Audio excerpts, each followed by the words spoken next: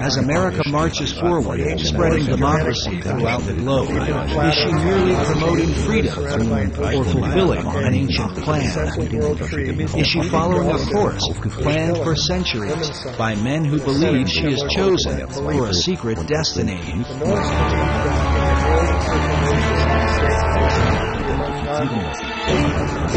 To understand the present and possibly the future, we look into the past as we unfold the secret mysteries of America's beginnings. Can America be the new Atlantis? Ancient China, the prevailing cosmic belief was the earth was flat and square, while the heavens were round. Chinese astronomers described the heavens as spherical. The heavens are like a head today, as round as a classical bowl. The earth is like a yolk of fish, eyes in the center.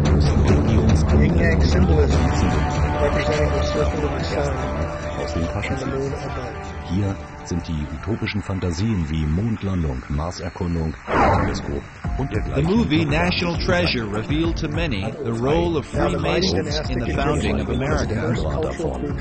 Often seen as a shadowy organization with hidden agendas, Masonry was portrayed in a positive light. Was this coincidence, or could there have been something behind it? I think there's probably a little something behind it.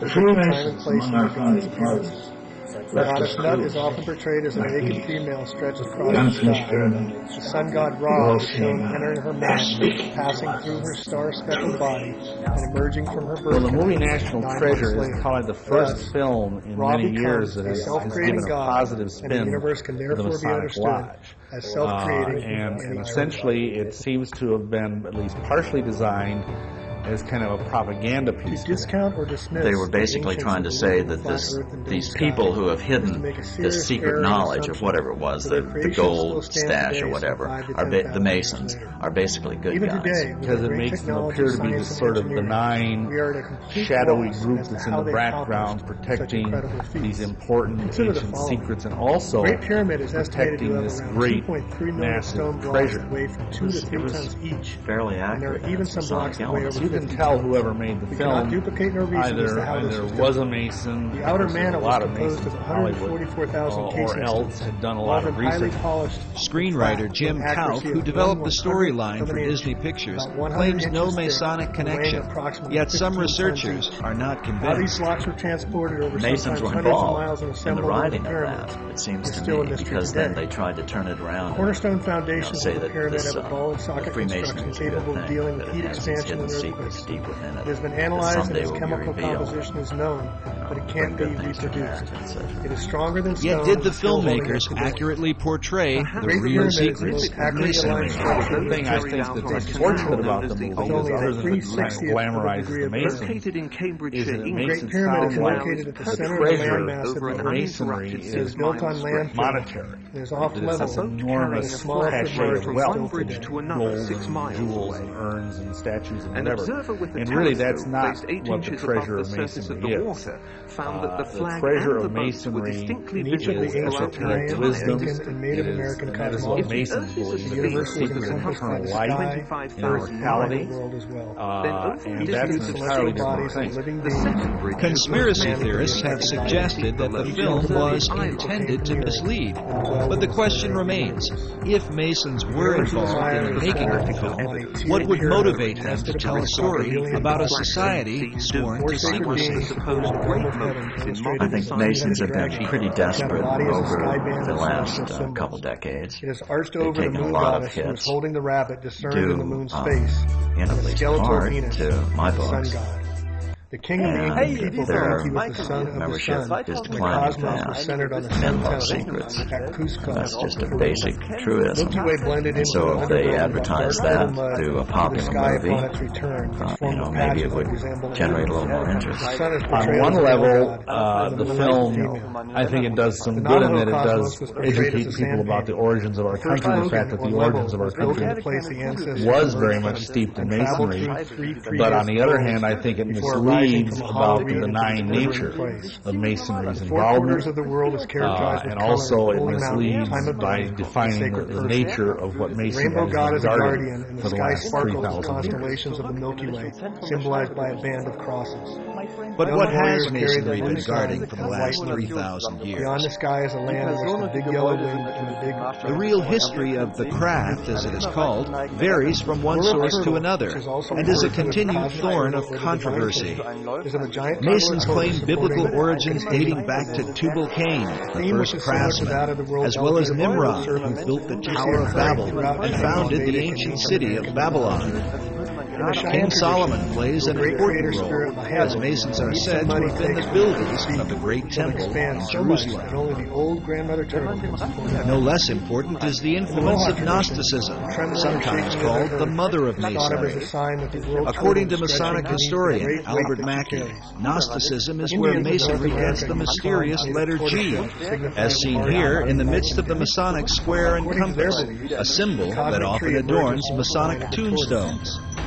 The 13 shapes of the turtle's back also represented the 13 phases. Known for rejecting the biblical Gospels, the Gnostics claimed to be the real Christians, an issue the apostles spoke vehemently against in the New Testament.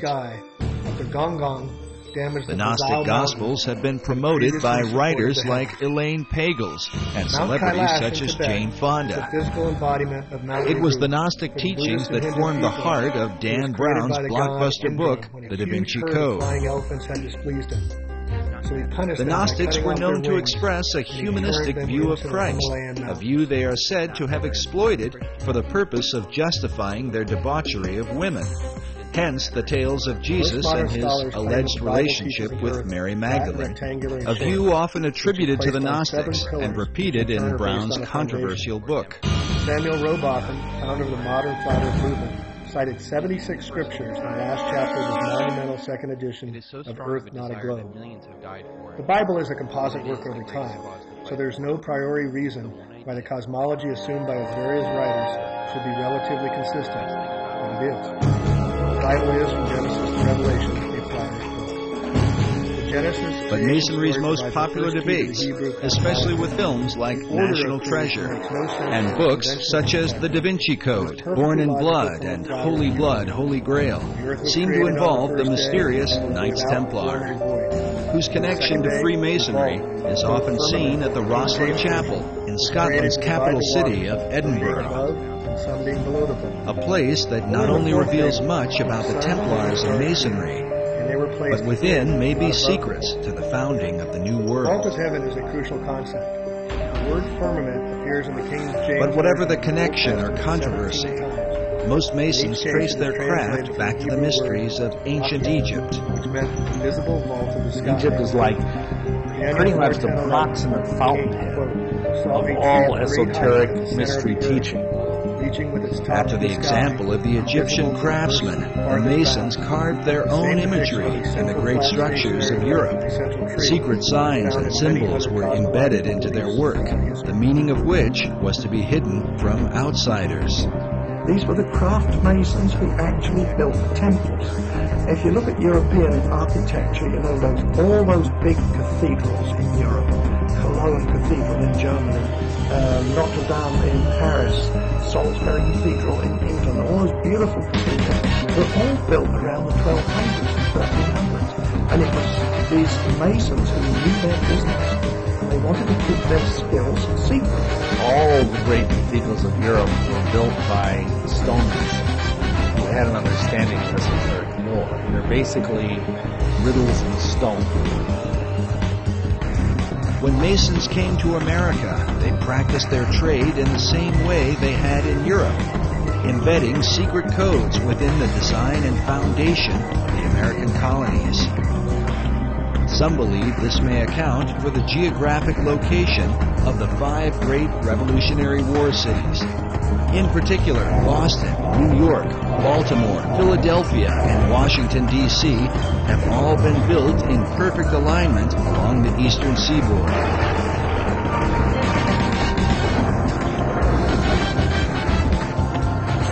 Researcher Jim Allison believes this